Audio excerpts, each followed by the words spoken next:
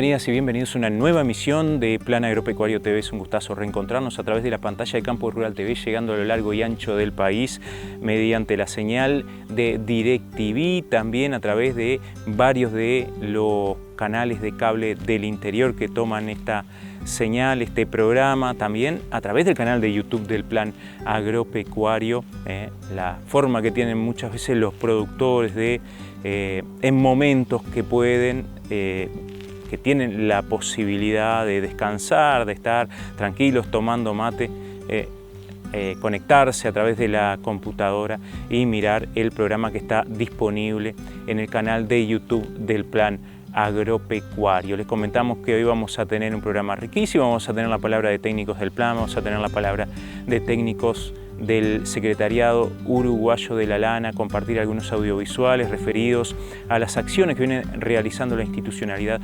agropecuaria respecto a las políticas de género. Antes de comenzar quería enviar un saludo, un abrazo a Pablo Rodríguez, un productor de Colonia Larrañaga, con quien hace pocos días estuvimos conversando en su predio a escasos 15 kilómetros de la ciudad de Cardona. Bueno, compartimos una tarde conociendo su labor, cómo comenzó su trabajo, cómo comenzó a implementar este sistema de pastoreo por el cual fuimos justamente a hacerle una nota, que es el pastoreo racional, en el marco del próximo congreso de esta temática que se va a estar desarrollando el 24 y 25 de marzo en Durazno. Así que desde aquí le enviamos un fuerte abrazo a Pablo. Nosotros comenzamos este programa que hemos denominado simplemente Plan Agropecuario TV. Compartimos los avances. Vamos a estar charlando con el ingeniero agrónomo Julio Perrachón sobre la situación actual y cuáles son las decisiones que pueden tomar los productores pensando en la empresa, con una mirada a mediano y largo plazo. Con el ingeniero agrónomo Santiago Barreto charlamos sobre la situación en la región este, lo que se viene haciendo por parte de los productores y las instituciones, y también pensando en el próximo invierno. En el marco del quinto encuentro del ovino y de la granja, charlamos con el ingeniero agrónomo José Francisco Ramos, técnico de Delsul, sobre el estado actual de las majadas y las recomendaciones a tener en cuenta frente al próximo servicio. También con la doctora Sofía Salada, técnica del SUL, charlamos sobre los elementos sanitarios a tener en cuenta frente a la inminencia de la encarnerada. En esta nueva sección histórica y biográfica continuamos con la historia de Charles Darwin de la mano del ingeniero agrónomo Marcelo Pereira. En el marco del Plan Nacional de Género en el Mes de la Mujer compartimos el material audiovisual realizado por el Ministerio de Ganadería, Agricultura y Pesca y la Institucionalidad Agropecuaria. Conversamos con el ingeniero agrónomo Julio Perrachón, coordinador de la Regional Litoral Centro del Plan Agropecuario Técnico de Colonia, sobre el estado actual de las empresas, fundamentalmente en esa zona del país. Perrachón realiza algunas recomendaciones que conciernen a la empresa con una mirada global, no solo desde lo productivo, sino desde las decisiones que están tomando los productores y también desde la situación empresarial, pensándolo desde el punto de vista financiero.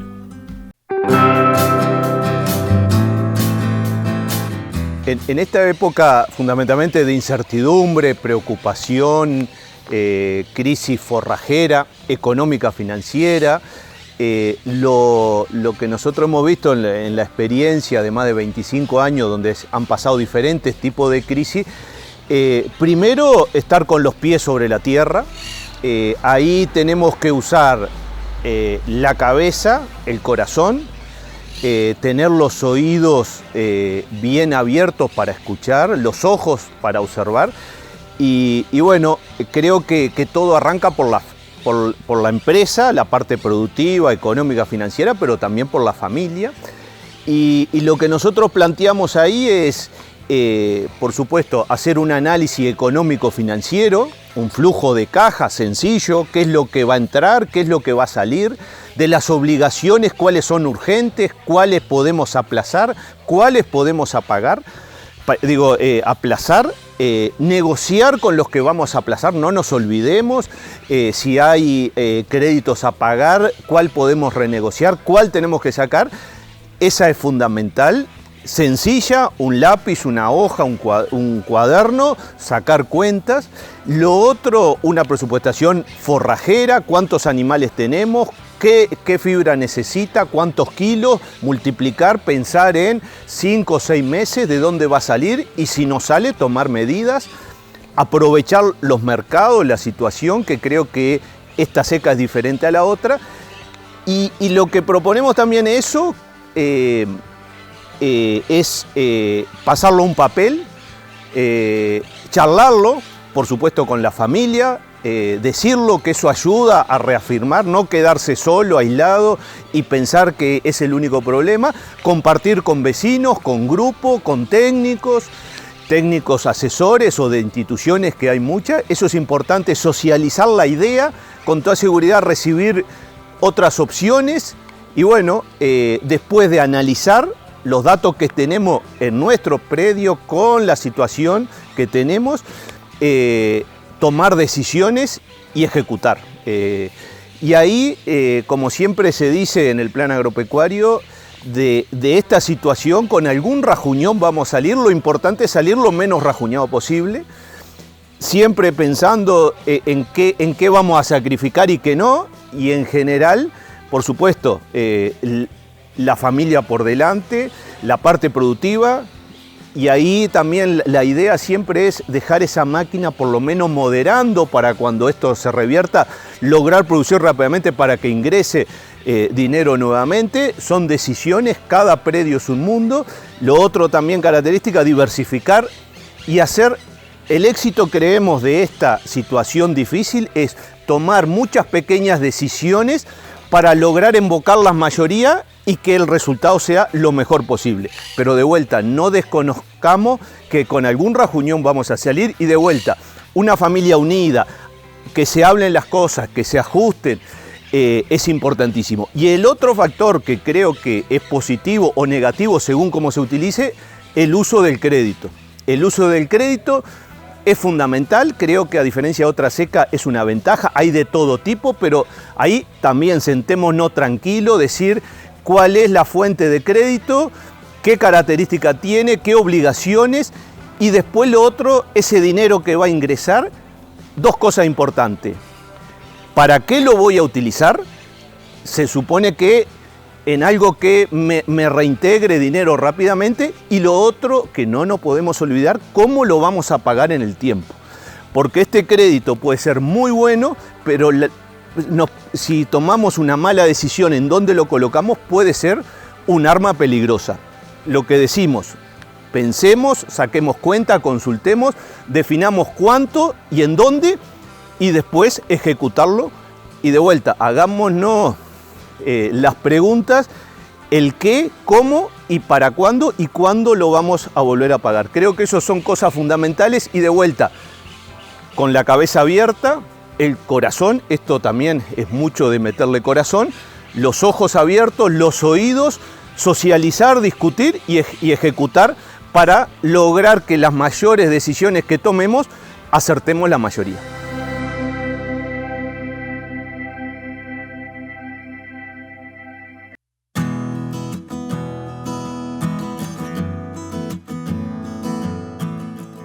El Plan Agropecuario es una institución referente para la ganadería nacional que mediante actividades de extensión, capacitación no formal, generación de información y generación de herramientas para la toma de decisiones, contribuye con el desarrollo sostenible e innovador del sector ganadero. Hoy es necesario adaptarse a los tiempos y leer el contexto, motivo por el cual el Plan Agropecuario definió su plan estratégico para los próximos 3 años con aportes de las gremiales que tienen representación en la Junta Directiva, de funcionarios, representantes del Poder Ejecutivo y los integrantes del órgano directriz de la institución. Esta guía organizativa enfatiza en el aumento de productividad como una meta alcanzable e ineludible, ya que debido a la demanda externa es necesario aumentar la producción. En este marco se definió como objetivo general del plan estratégico mejorar la productividad de los establecimientos ganaderos para mejorar la calidad de vida de quienes producen, beneficiando al sector, la sociedad y al país. 20 kilogramos por hectárea en 20 años. Es la idea fuerza que moverá este proceso y para su puesta en práctica se han definido 6 líneas estratégicas, cada una con metas cuantificables y tangibles, permitiendo su evaluación continua. Estas líneas estratégicas son: 1. Liderar un programa de extensión nacional para productores agropecuarios con foco en ganadería, integrando procesos de diversificación como estrategia empresarial. 2. Capacitar para construir un Uruguay con más y mejores capacidades. 3. Generar información y herramientas para la toma de decisiones empresariales, haciéndolas disponibles para los productores. 4. Promover y mejorar la comunicación con los usuarios de los servicios brindados por el Plan Agropecuario. 5. Generar proyectos que mejoren la producción y el negocio de los productores de manera sustentable. 6. Fortalecer los principales activos institucionales, el capital humano, los equipos y la imagen del Plan Agropecuario. Con este mapa, que guiará a la institución durante los próximos 3 años, nos proponemos continuar cumpliendo los objetivos institucionales expuestos en la Ley de Creación del Plan Agropecuario, manteniendo el compromiso con el desarrollo de los productores, el sector ganadero y el país. Para conocer el plan estratégico completo, acceda a planagropecuario.org.uy. Vos que tenés un predio con bosque nativo, registralo. Nos protege de eventos climáticos extremos, mejora la calidad del agua y protege los suelos de la erosión. Registrar el bosque nativo da beneficios tributarios. Informate en el sitio web del MGAP.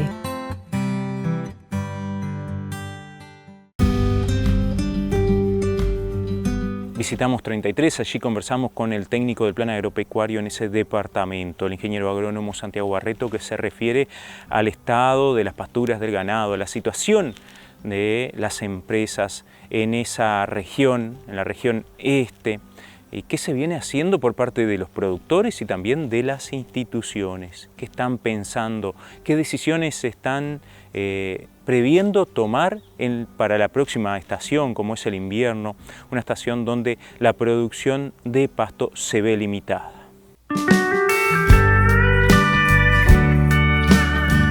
Un poco la situación acá no escapa a lo que es otras zonas del país, con disparidades en el departamento y en la zona, gente que ha ido teniendo un poco más de suerte, con alguna lluvia registrada muy despareja y muy localizada, por lo que en las microzonas hay gente con un poco más de tranquilidad y otras menos. El común denominador hoy es de poco pasto en las generalidades, con los ganados aún sin desbarrancarse del todo, pero sintiendo la situación. La gente lo que está haciendo ante eso es adelantar los destetes. Esa quizás es la medida que están haciendo los productores en muchos lados. En todos estos días que hemos andado con giras de la institucionalidad agropecuaria, han sido las preguntas. Y bueno, y acá con la suerte de tener, en el caso nuestro, en la sede a Graciela Quintanz, un poco hacía alusión a ese tipo de medidas que hoy para aliviar la vaca de cría, sobre todo la vaca que tuvo la condición de quedar preñada, la mejor medida que podía haber era sacarle el ternero. Todos los productores ya pensando en lo que es el invierno, si bien preocupados por la situación actual, algunos con más tranquilidad, otros menos, algunos en desesperos. Básicamente el gran tema, si bien hay mucho campo sin pasto, el tema complejo mismo es la gente que está sin agua, pero todos en general, atendiendo por supuesto la situación presente, pero todos pensando en lo que va a ser el invierno, que en la mayor parte de las situaciones ya se puede asegurar que va a ser un invierno difícil, sobre todo los productores que tienen mayor proporción de campo natural. Con un escenario complejo en cuanto a la situación de raciones, acá en la zona la vedette, por decirlo de alguna manera, para nosotros el afrechillo de arroz. Hoy hay escasez, casi que inexistencia de ese producto, y con las raciones que no escapan a lo que es la generalidad del resto del territorio, con raciones al alza y en casi todas sus variantes. Con poca esperanza de crecimiento de pasto, salvo esos productores que fueron beneficiados por lluvias adentro de enero y básicamente en febrero, que son muy puntuales. El resto, los que no han agarrado lluvia en abundancia, con 30, 40 días de esperanza de crecimiento, como nos dice nuestro compañero Marcelo Pereira, lo que ya hace aseverar que el invierno en la gran mayor parte de las situaciones va a ser complejo. Como te decía, las medidas que están haciendo son adelantar los destetes. Alguno que tuvo la suerte de agarrar alguna agüita sembrando alguna avena, también es una especie que está escaseando en el momento. Muchos esperando para sembrar raigras, que casi que todavía no hay condiciones en ningún lado, y todavía lejos de lo que son el comienzo de los mejoramientos de campo y algunas praderas. A nivel de cultivos de secano, que ahí va mucho verdeo, muy desparejo, muy pocas son tanto los sorgos, acá hay poco maíz, y las hojas que han agarrado agua, son muy poquitas las chacras que uno ve que le tocó algo de agua y están en condiciones de dar una cosecha más o menos que pague los costos. Por ahí es la situación por acá. Tenemos esperanza ahora en estas aguas que se han ido registrando, han ido alcanzando algún productor más, son muy bienvenidas, sobre todo para las situaciones de escasez de agua para abrevadero, pero sabemos que lo que es la situación forrajera no se acomoda de un día para el otro, y todos los productores, por suerte, están pensando en lo que es el invierno y tomando medidas para afrontarlo de la mejor manera. Sabemos que cuando estuvo el ministro por acá mencionó alguna tratativa con ACA, pero sabemos de productores particulares que están haciendo más de lo común, incluso acuerdos entre productores con maquinaria y dueños de lo que es la cola de trilla del arroz. Entendemos que va a ser un forraje que va a ser bastante más usado de lo normal. En general es un forraje grosero, que la gente que lo tiene lo usa, pero es poco transable en la mayor parte de los años, pero este año es una esperanza fuerte que hay de recolectar todo lo que se pueda de lo que es paja de arroz. Por ahora no se sabe de volumen, todavía no es pronto para ver lo que es la comercialización y lo que es sobrante o de la gente que tenga para vender, pero sí, podemos decir que eso también se está poniendo en marcha.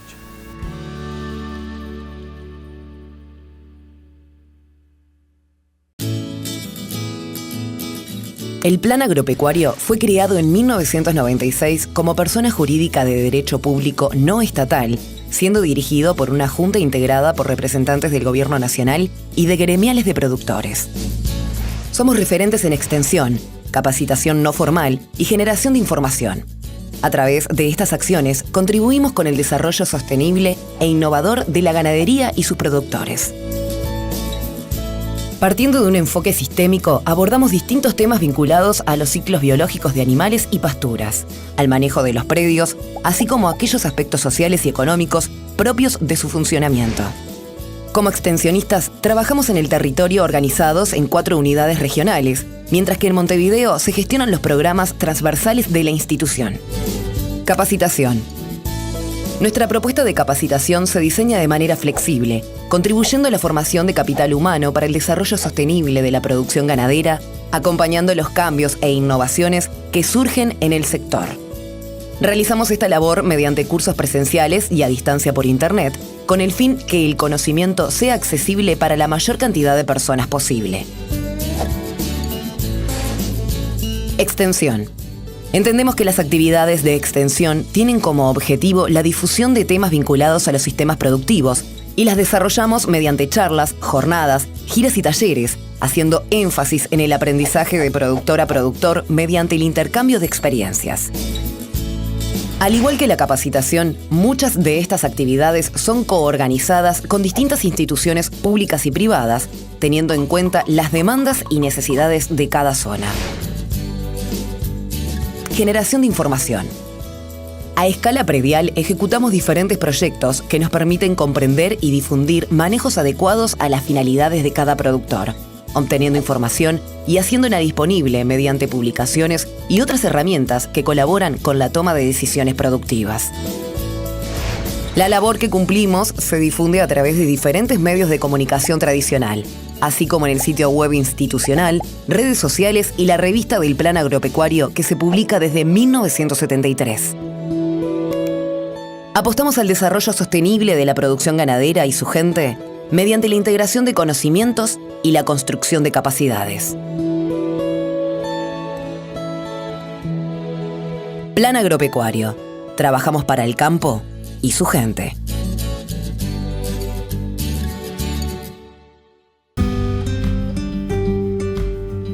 Hace pocos días estuvimos presentes en el encuentro del ovino y la granja, quinto encuentro que se realiza en el departamento de Canelones. Allí nos encontramos con técnicos del Secretariado Uruguayo de la Lana. En primera instancia conversamos con el técnico del SUL que realiza sus tareas en los departamentos de Río Negro y Paysandú, el ingeniero agrónomo José Francisco Ramos, quien se refiere al estado actual de las majadas y también realiza algunas recomendaciones previendo que se acerca la encarnerada.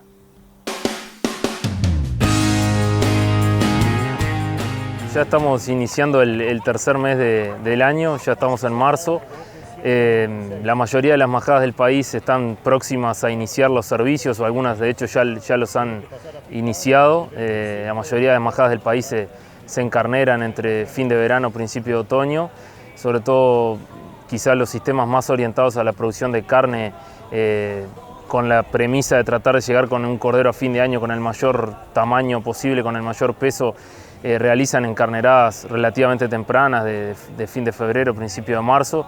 Hay otros sistemas con una participación más importante del componente lana, sobre todo en el norte del país, que inician los servicios más sobre el 15, 20 de marzo y algunos ya durante el mes de abril. Son diversos los factores que los productores toman en consideración a la hora de definir el inicio de los servicios, las posibilidades de proveer buena alimentación en el tramo final de la gestación, la incidencia de temporales en temporada de parición, la incidencia de bicheras durante la señalada.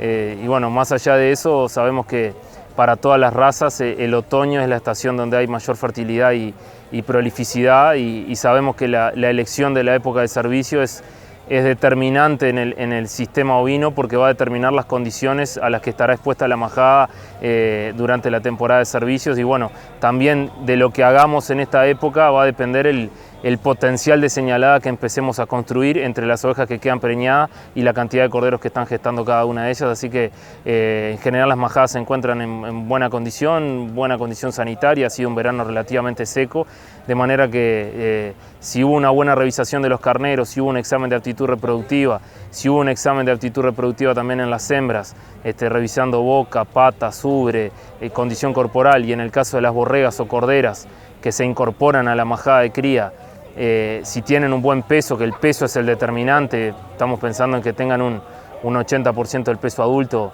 de manera básica, un peso mínimo individual 40 kilos, y si tenemos razas mayores tendrá que ser 48, 50 kilos.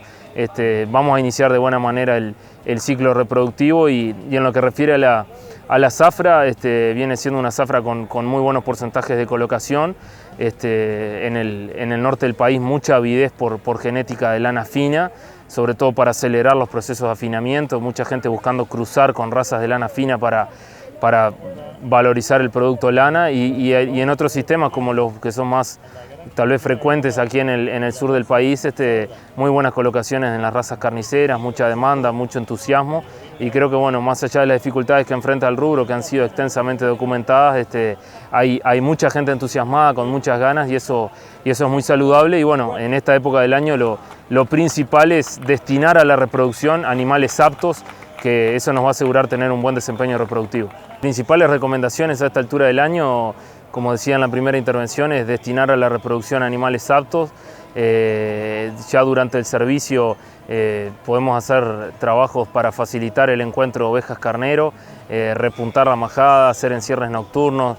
En algunos casos, si quisiéramos tener un control de cómo va evolucionando la encarnerada, se podrían pintar los carneros para ir viendo cómo va evolucionando el celo en la majada. Esto tal vez sea una práctica más recomendada en sistemas donde la lana tiene poco valor. En otros esquemas donde la lana tiene un valor importante, deberíamos tratar de pintar lo menos posible, pero fundamentalmente deberíamos monitorear la encarnerada, hacer repuntes en cierres nocturnos, tener controlados los temas sanitarios.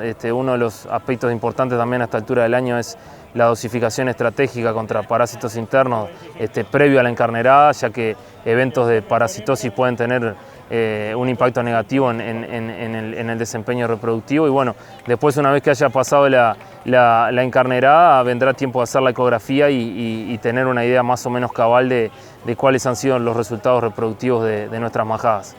Deberíamos estar incorporando genética que se alinea a los objetivos de producción de cada uno de los sistemas, es decir, analizar cuáles son los determinantes del ingreso y de los costos del sistema de producción, y ahí vamos a tener una idea de cuáles son los objetivos que deberíamos tener en cuenta para elegir nuestros reproductores, que van a ser los padres de las siguientes generaciones, y eso va a tener un impacto por varios años en nuestras majadas. En el caso de los sistemas más orientados a la producción de lana fina, las principales características de interés van a ser diámetro de la fibra, peso de vellón, peso del cuerpo, rendimiento al lavado. En otros esquemas donde hay una participación mayor de la carne, deberíamos orientarnos en mejorar la señalada, en tener un buen peso de venta final, una buena velocidad de crecimiento. Y bueno, creo que por ahí pasa lo medular a la hora de elegir carneros, y en la medida de lo posible apoyarse también en los controles de calidad, como pueden ser los tatuajes que realiza el SUL, que nos garantizan, en el caso del tatuaje MO, que estamos adquiriendo animales libres de defectos graves, que aseguran un nivel de productividad mínimo aceptable y que están dentro de un estándar racial de la raza en cuestión.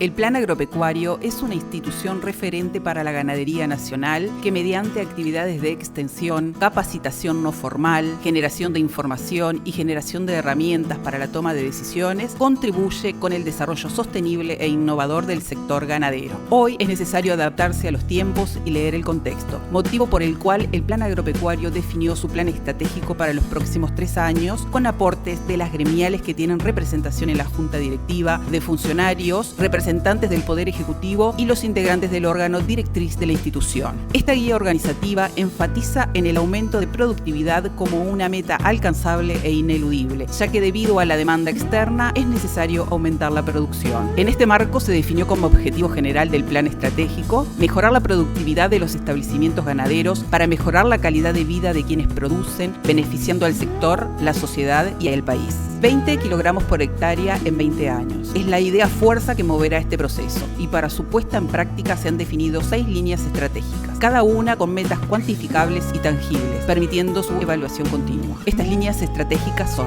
1. Liderar un programa de extensión nacional para productores agropecuarios con foco en ganadería, integrando procesos de diversificación como estrategia empresarial. 2. Capacitar para construir un Uruguay con más y mejores capacidades. 3. Generar información y herramientas para la toma de decisiones empresariales, haciéndolas disponibles para los productores. 4. Promover y mejorar la comunicación con los usuarios de los servicios brindados por el Plan Agropecuario. 5. Generar proyectos que mejoren la producción y el negocio de los productores de manera sustentable. 6. Fortalecer los principales activos institucionales, el capital humano, los equipos y la imagen del Plan Agropecuario. Con este mapa, que guiará a la institución durante los próximos 3 años, nos proponemos continuar cumpliendo los objetivos institucionales expuestos en la Ley de Creación del Plan Agropecuario, manteniendo el compromiso con el desarrollo de los productores, el sector ganadero y el país. Para conocer el plan estratégico completo, acceda a planagropecuario.org.u.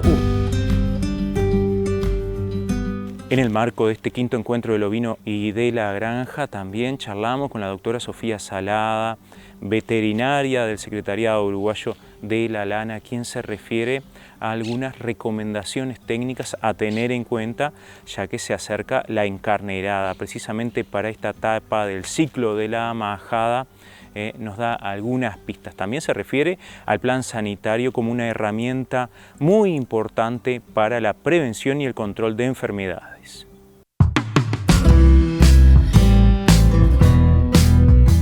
Venimos de una seca bien importante. Siempre se dice, y tiene una cuota muy importante de verdad, que la seca es lo mejor para no tener que dar toma, no hay mejor toma que una seca, pero eso no quita que tengamos que preparar tanto el potrero donde vamos a encarnerar, que hoy en día con la seca que hay va a ser más por lo forrajero que por el tiempo de descanso, pero es importante siempre ordenarnos y planificarnos. acordémonos que estamos dando el examen de lo que vamos a cosechar el resto del año y esos corderos que a fin de año vamos a poder capitalizar. Así que la preparación de la encarnerada es fundamental.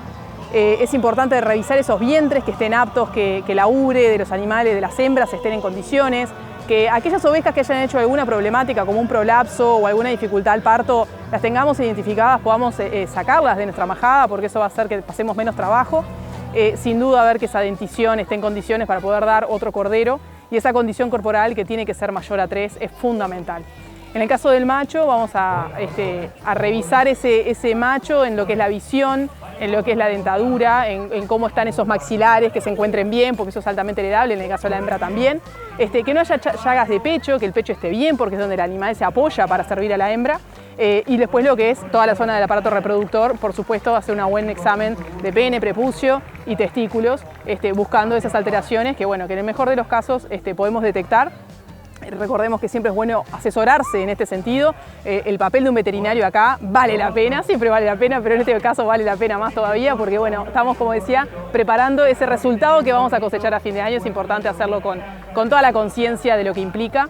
Y en ambos casos, para hembra y macho, siempre revisar esa parte podal, que ahora está muy seco, pero donde la humedad empieza a aparecer y con estas condiciones de temperatura la miasis, la bichera hace sus estragos. Entonces los problemas podales también son una puerta de entrada para esas complicaciones.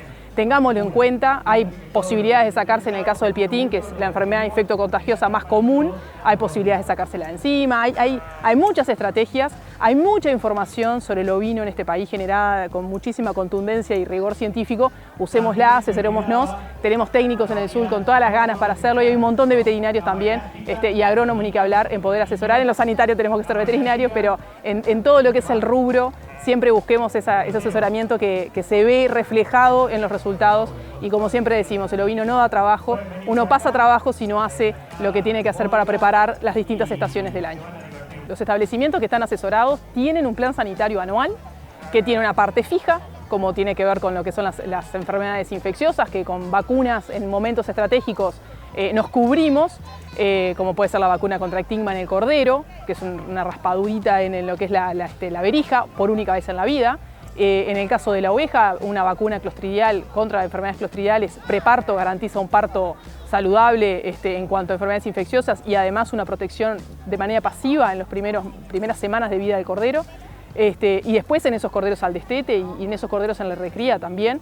Entonces esas son vacunas que podemos decir que son bastante fijas y que en un plan sanitario funcionan y estratégicamente ubicadas dan sus resultados. Después tenemos la parte parasitaria, que sí, están las tomas estratégicas, que están comprobadas que por momentos estratégicos del ciclo parasitario en nuestro país es el momento clave para utilizar esas dosificaciones. Pero también están las tácticas, que son las que hacen el seguimiento. Hay establecimientos que no usan estas ni tácticas ni estratégicas, simplemente hacen un monitoreo por cargas de huevos en la bosta, es decir, el HPG, y de esa manera van tomando las decisiones con los antecedentes climáticos, los antecedentes de pastoreo, de las categorías, de las razas, de las especies, de los momentos del año, y en eso van tomando las decisiones. Entonces, el manejo sanitario se puede estructurar de una manera dejando puntos que son según el momento del año, poniéndole cintura y sentido común. Y como siempre decimos, ese asesoramiento que puede hacerse un plan sanitario inicial y un seguimiento según cómo vengan las condiciones.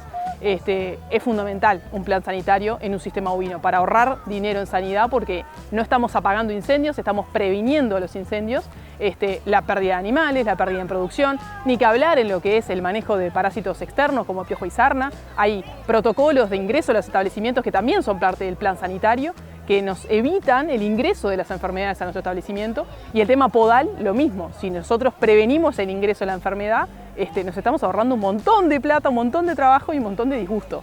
Entonces, sin duda, tanto para el bovino como en el ovino, los sistemas productivos deben tener un plan sanitario. Eso achica muchísimo los incendios que le decimos nosotros, que son esas emergencias, que son esas cosas que pasan, y cuando pasan el tendal de animales queda y la frustración queda también, que para mí el ánimo es lo que más cuesta después reponer. Entonces sí, se pueden hacer planes sanitarios ovinos.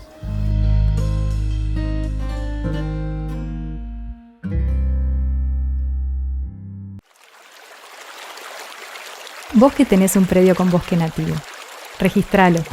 Nos protege de eventos climáticos extremos, mejora la calidad del agua y protege los suelos de la erosión. Registrar el bosque nativo da beneficios tributarios. Informate en el sitio web del MGAP.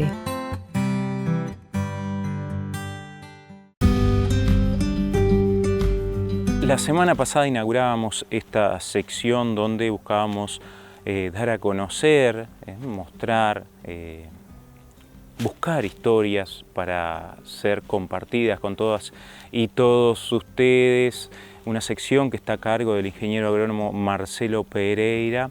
En este caso comenzando con Charles Darwin, un inglés, un naturalista, quien a través de su experiencia, su capacidad de observación, teorizó construyendo lo que hoy conocemos como la teoría de la evolución. Anduvo por el mundo. Bueno, la semana pasada tuvimos la oportunidad de conocer cuáles fueron los primeros pasos que dio y hoy ya nos vamos a introducir en el propio viaje, en el Beagle, ya como tripulante de esta embarcación cuando zarpó desde Inglaterra para recorrer el mundo. Marcelo Pereira les cuenta su aventura.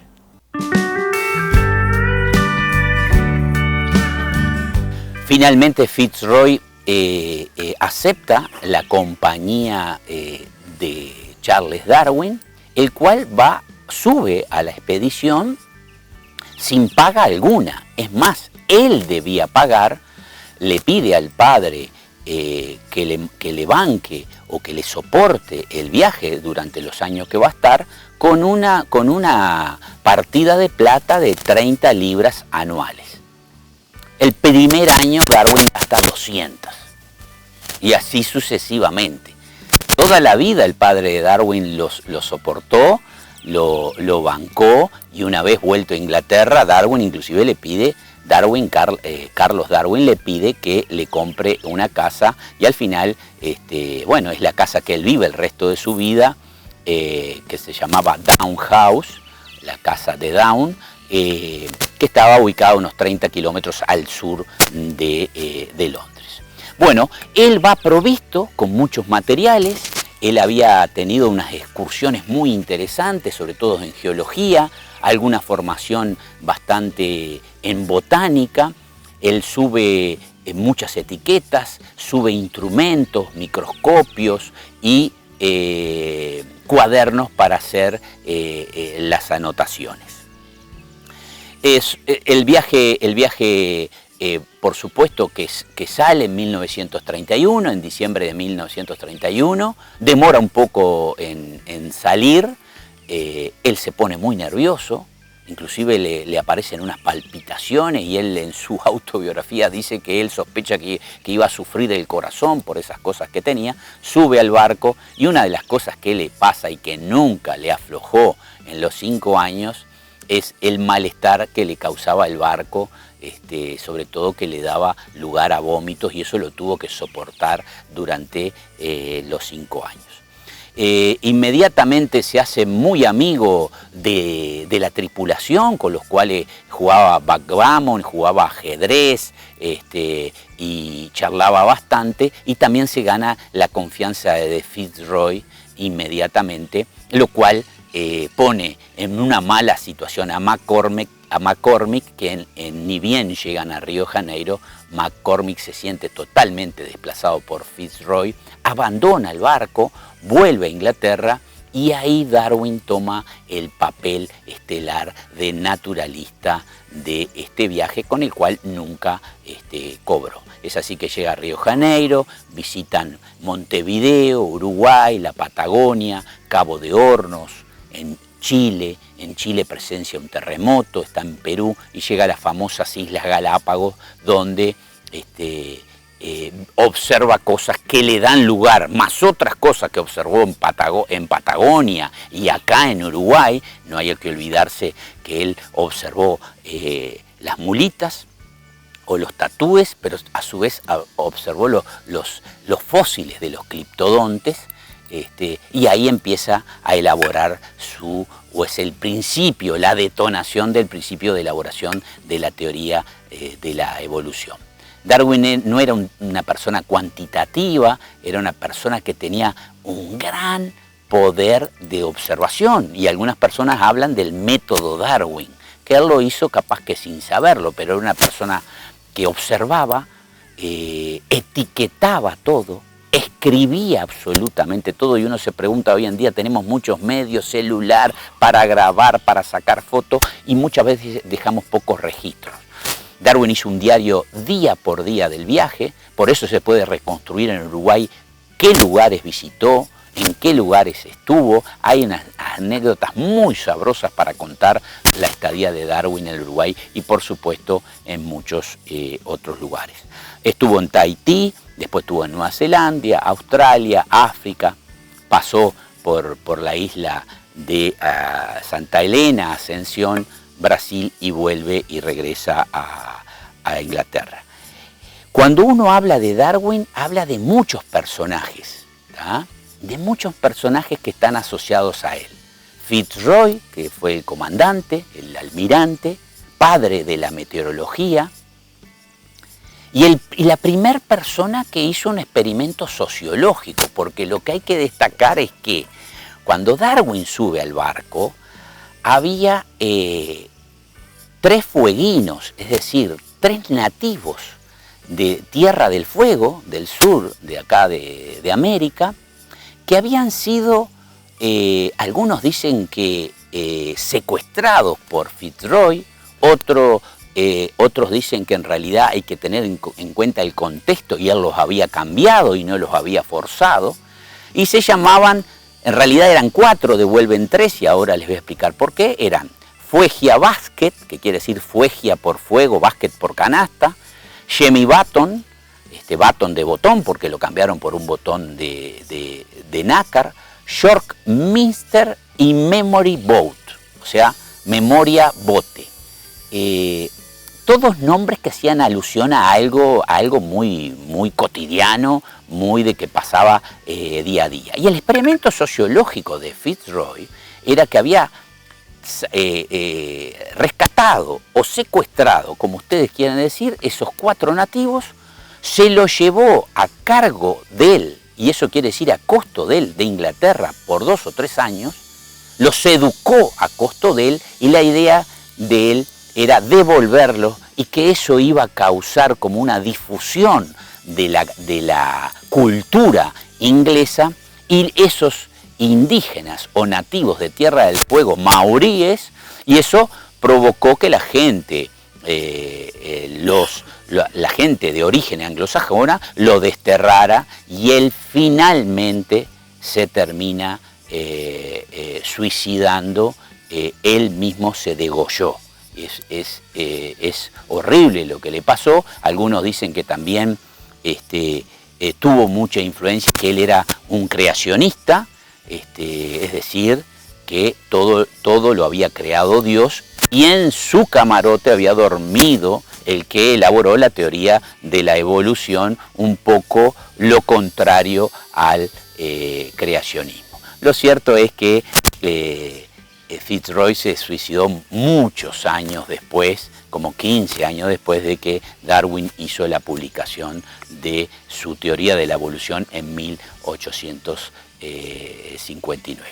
Por supuesto que esos son unos personajes. Después iban dibujantes y pintores en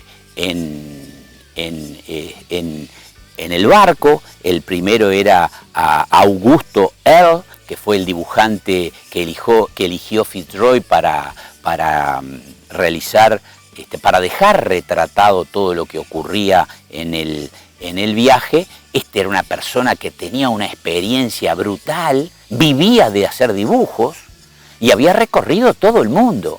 Se puede decir que el viaje que hizo Darwin, él ya lo había hecho todo antes de subir al Beagle. Lo curioso es que cuando llega a Uruguay, un ataque de reuma y de asma horrible, lo inhabilitan y él tiene que dejar el barco y asume el rol de dibujante otro dibujante que es sustituido y es elegido en Río de Janeiro por Fitzroy. Entonces, todos esos personajes confluyen en el viaje. A su vez, por supuesto, el ídolo de Darwin era Humboldt, Alexander von Humboldt, quien había escrito muchísimos libros, cuyo botánico era Amado Bonpland, Aimé Bonpland, y era el ídolo de Darwin. Darwin se había leído un libro, y cuando lleva a Río Janeiro, porque Humboldt tenía una capacidad de escribir lo que veían casi prácticamente en forma de poesía. No solamente era un excelente naturalista y el padre de la biogeografía, o el padre de la ecología actual también, sino que además escribía muy bien. Y Darwin había leído sus libros, y cuando llega a Brasil y ve lo que Humboldt había descrito, dice: yo antes lo admiraba a Humboldt, ahora lo adoro. Palabras textuales de Carlos Darwin.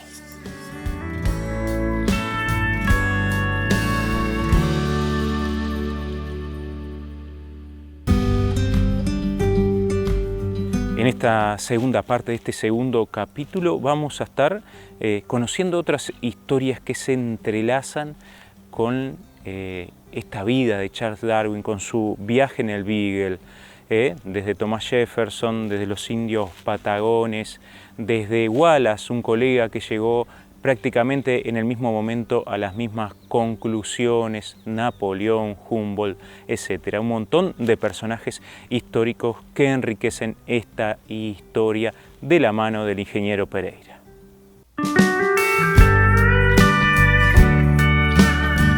En la vida de Darwin, como decía anteriormente, confluyen un montón de personajes. Humboldt, que era el admirado por Darwin, a su vez Humboldt, las cosas se van atando gradualmente, recorría montañas en Europa con Simón Bolívar, y Humboldt lo asesoró a Thomas Jefferson, el presidente de Estados Unidos, en el tema de cartografiar México. Es decir, Estados Unidos ya estaba viendo el tema del tema de México. Thomas Jefferson en ese momento, y así silvanan muchos personajes, compra la provincia de Luisiana, que hoy abarca 11 estados americanos, y el que estuvo en la negociación de esa provincia era ni más ni menos que Napoleón. Entonces, hay muchos personajes que son contemporáneos, que vivieron en la misma época que vivió Darwin, como los que acabo de nombrar. Por supuesto que Artigas también fue contemporáneo, y Gregor Mendel. Gregor Mendel, que era abad de un monasterio, terminó siendo abad, era clérigo al principio, de la localidad de Brno. Los que han salido a cazar y tienen rifles verán que hay muchos rifles que son marca Brno, que es una ciudad de lo que era Checoslovaquia. Y Gregor Mendel había leído El origen de las especies y publicó un artículo que dio una conferencia. Después hablaremos profundamente de Gregor Mendel en otros programas. Publicó un artículo científico al cual él se lo mandó a 40 personalidades. Cuando murió Darwin y se revisó la biblioteca, el artículo de Mendel estaba en la biblioteca de Darwin. Ahora, ustedes se acuerdan que los libros viejos muchas veces venían con las páginas unidas y había que pasarle un estilete para cortar esas páginas. Bueno, las páginas de ese trabajo estaban todas unidas, y eso significó que Darwin no había leído el trabajo de Mendel. Y uno se pregunta, ¿qué hubiera pasado si lo hubiera leído? Algunos dicen la cosa hubiera sido mucho mejor, otros dicen Darwin no era un científico, entre comillas, muy cuantitativo. Queda la duda si lo hubiera entendido, porque cuando Gregor Mendel dio su conferencia de lo que él había metódicamente estudiado durante 8 años con 8.000 macetitas, nadie preguntó nada. Nadie preguntó nada porque indudablemente nadie entendió nada. Me hace acordar cuando estuvo Einstein acá en Uruguay y dio 2 conferencias, a cuál de las 2 conferencias hubo más asistencia, pero nadie, absolutamente nadie entendió nada. y eso me hace acordar a lo mismo. Lo cierto es que Darwin regresa de ese viaje, y ese viaje, hoy viéndolo a la distancia, representó y me hace acordar como el hecho de haber estudiado un doctorado, ¿tá? Existe lo que es la facultad, después uno puede especializarse haciendo una maestría, y cuando quiere generar un conocimiento inédito, hace un doctorado. Bueno, esto fue como una especie de doctorado para Darwin. Llega a Inglaterra, al poco tiempo le pide al padre que se le compre una casa, donde vive el resto de su vida en esa casa en Down House, una localidad al sur de Londres. Pero lo aqueja una enfermedad. Él, hasta que muere, a los 73 años, es aquejado por una enfermedad que le produce unos dolores brutales, que le evitó estar en contacto con lo bueno, como dice él, de la sociedad, y también con lo malo. Lo hizo, él trabajaba absolutamente todos los días en sus investigaciones. Se carteaba con Dios y todo el mundo.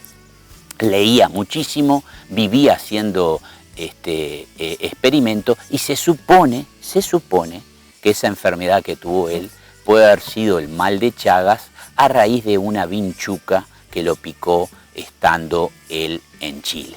Realmente no sé cómo saben que fue en Chile, por supuesto que lo picó una vinchuca ahí, pero lo podía haber picado también en cualquier lugar de acá de Latinoamérica. Lo cierto que él está 20 años colectando información, ¿tá?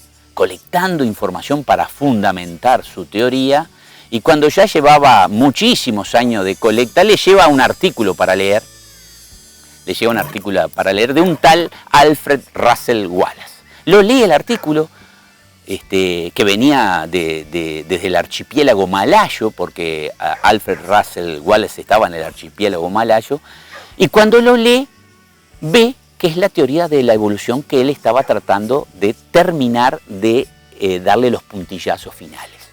Se hace un acuerdo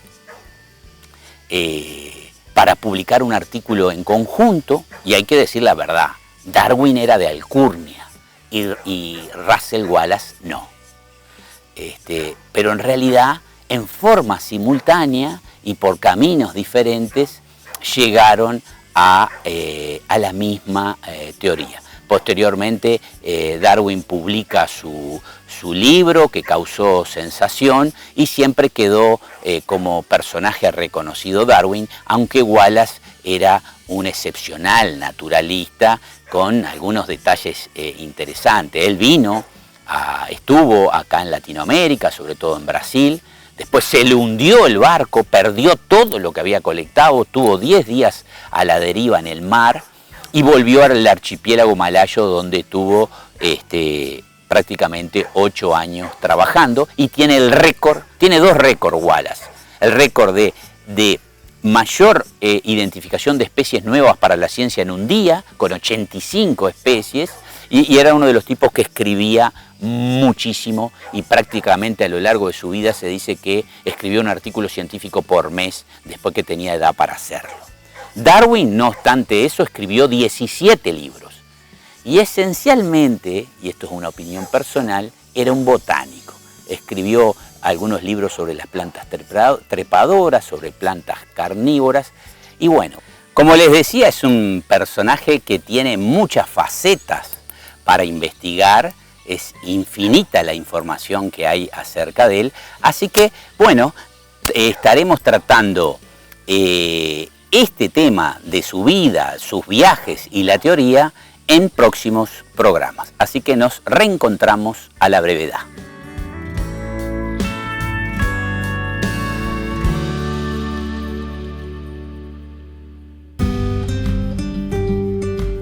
En el mes de la mujer compartimos un material audiovisual realizado por el Ministerio de Ganadería, Agricultura y Pesca y la institucionalidad agropecuaria, referido justamente a las políticas, a las acciones que se están llevando a cabo por parte de las instituciones referidas justamente al género.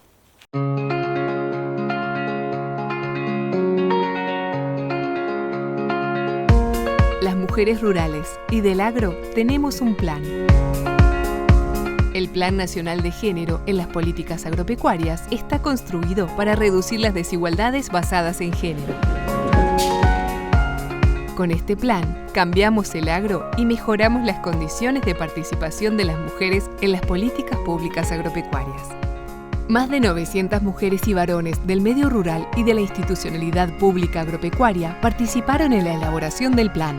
En conjunto, firmamos 83 compromisos concretos agrupados en 5 componentes. Más de la mitad ya están en ejecución. El Plan Nacional de Género en las Políticas Agropecuarias está en marcha. Queremos compartir algunos avances. Se lanzó un programa de becas para capacitaciones agropecuarias virtuales focalizado en mujeres. Se construyó una red de referentes de las mesas de desarrollo rural. Para lograr una mayor igualdad de género en el acceso a la tierra, se realizó el llamado Tierra de Mujeres. Se formó a los equipos de comunicación en perspectivas de género. En el marco de la reunión especializada para la agricultura familiar del Mercosur, se lleva adelante la campaña Transformadoras. Con garantía del Estado, se creó el crédito Empodera, diseñado especialmente para mujeres rurales. Se incluyó la perspectiva de género en nuevas planificaciones estratégicas. Se realizaron capacitaciones sobre protocolo de acoso sexual laboral a autoridades. Se firmó un convenio para el desarrollo del modelo de certificación organizacional de equidad de género en el Instituto Nacional de Investigación Agropecuaria. Se formó una comisión de seguimiento del Plan Nacional de Género integrada por la sociedad civil organizada. Se instaló una comisión de trabajo para implementar el plan entre todas las instituciones públicas agropecuarias. Se están construyendo nuevas convocatorias productivas y asociativas para mujeres rurales. Las mujeres rurales y del agro estamos construyendo otra mirada. Nos transformamos y transformamos la sociedad. Plan Nacional de Género en las Políticas Agropecuarias. Te invitamos a ser parte.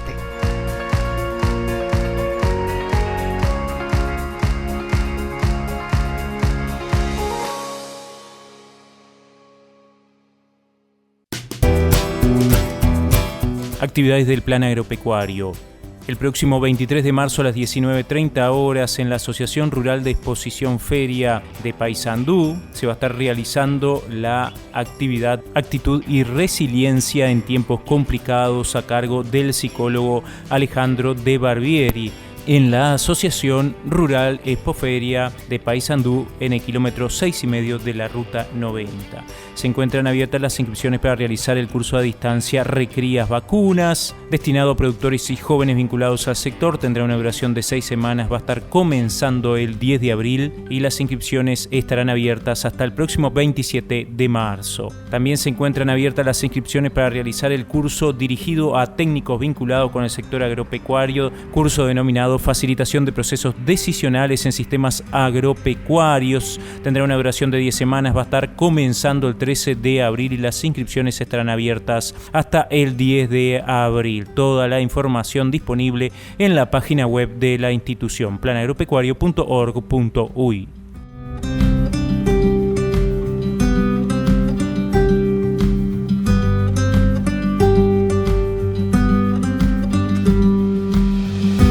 Amigas y amigos, ha sido un gustazo haber compartido otra emisión de Plan Agropecuario TV, este programa que hacemos con mucho cariño, con mucha pasión, tratando de llevar información, recomendaciones técnicas, compartir experiencias de productoras y productores de todo el país. También, como veíamos hoy, con la palabra de técnicos del Plan Agropecuario, pero también con la palabra de técnicos de otras instituciones, conociendo historias, como en el caso de esta sección histórica inaugurada por el ingeniero Pereira. Nosotros esperamos reencontrarnos la próxima semana para seguir compartiendo este programa que nos llena tanto de placer realizarlo. Hasta la próxima semana cuando nos encontremos aquí.